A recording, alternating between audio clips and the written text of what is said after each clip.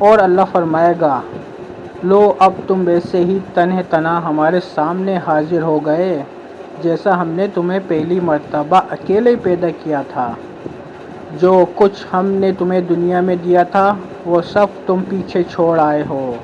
اور اب ہم تمہارے ساتھ تمہارے ان سفارشیوں کو بھی نہیں دیکھتے جن کے متعلق تم سمجھتے تھے کہ تمہارا کام بنانے میں ان کا بھی کچھ حصہ ہے۔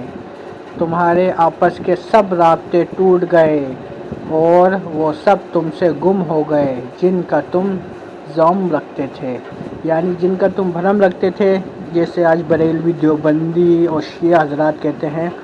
کہ ہمارے لیے علی آئیں گے رضی اللہ تعالیٰ عنہ، یا شیخ عبد القادر جیلانی، یہ سب غائب ہو جائیں گے، کوئی اللہ کے مقابلے میں کھڑے ہونے والا نہیں ہے۔ اس دن تم تنہ تنہا اپنا حساب دو گے اور تنہ تنہا تمہیں اپنا حساب و نامال اعمال اور اللہ کے سامنے تمہیں خود جواب دہ ہونا ہوگا۔ نبی کریم صلی اللہ علیہ وآلہ وسلم شفاعت کریں گے انہی لوگوں کے لیے جن کے لیے اللہ تعالیٰ چاہے گا۔ حدیث میں ہے کہ میں انہی کی شفاعت کروں گا جس کے لیے اللہ تعالیٰ مجھے اذن دے گا، یعنی سفارش کی اجازت دے گا، انہی کی میں سفارش کروں گا۔ نبی صلی اللہ علیہ وآلہ وسلم کیا مجال کہ وہ اللہ کے مقابلے میں کھڑے ہو جائیں، اللہ کے اگینسٹ میں چلے جائیں، ایسا کبھی نہیں ہوگا۔ شفاعت انہی کی ہوگی جن کے لیے اللہ تعالیٰ اجازت دے گا نبی صلی اللہ علیہ وآلہ وسلم کو، اور وہ قیامت کے دن ان کو جہنم سے نکال کر جنت میں داخل کریں گے۔ ان لوگوں نے اللہ کا بہت غلط اندازہ لگایا جب کہا کہ اللہ نے کسی بشر پر کچھ نازل نہیں کیا ہے۔ ان سے پوچھو پھر وہ کتاب جسے موسیٰ علیہ السلام لایا تھا، جو تمام انسانوں کے لیے روشنی اور ہدایت تھی، جسے تم پارا پارا کر کے رکھتے ہو، کچھ دکھاتے ہو اور بہت کچھ چھپاتے ہو، اور جس کے ذریعے سے تم کو وہ علم دیا گیا جو نہ تمہیں حاصل تھا اور نہ تمہارے باپ دادا کو، آخر اس کا نازل کرنے والا کون تھا؟ بس اتنا کہہ دو کہ اللہ، پھر انہیں اپنی دلیل بازیوں سے کھیلنے کے لیے چھوڑ دو۔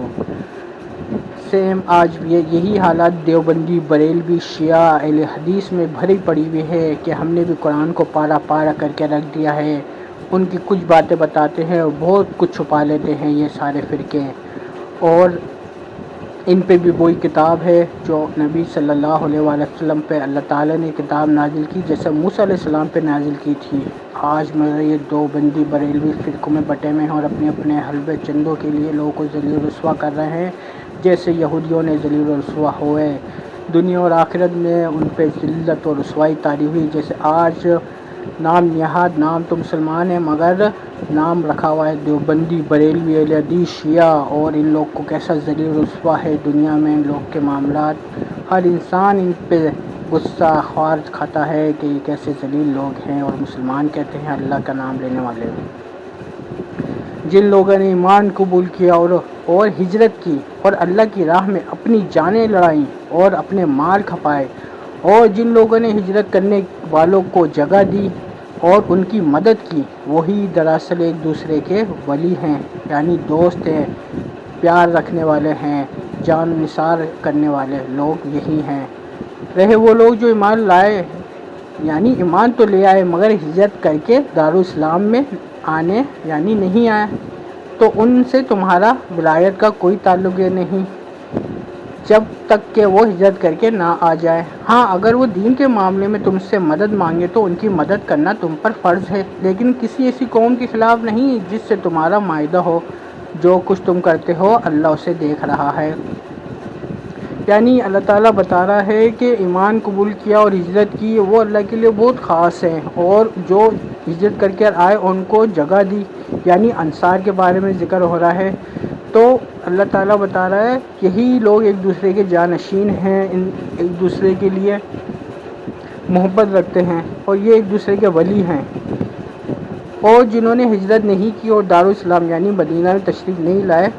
تو ان کا تمہارے لیے ابھی ولایت والا معاملہ نہیں ہے، یعنی تم ایک دوسرے کے ولی نہیں بنے۔ ہاں، اگر وہ تم سے دین کے معاملے میں تمہاری مدد چاہتے ہیں یا دین سیکھنا چاہتے ہیں یا دین میں ان کو تو تنگ کر رہا ہے تو ان کی مدد کرنا تم پہ فرض ہے، مگر ان کے خلاف نہیں جن سے تم نے معاہدہ کیا ہوا ہو، اور تو ان کے خلاف نہیں کر سکتے تم۔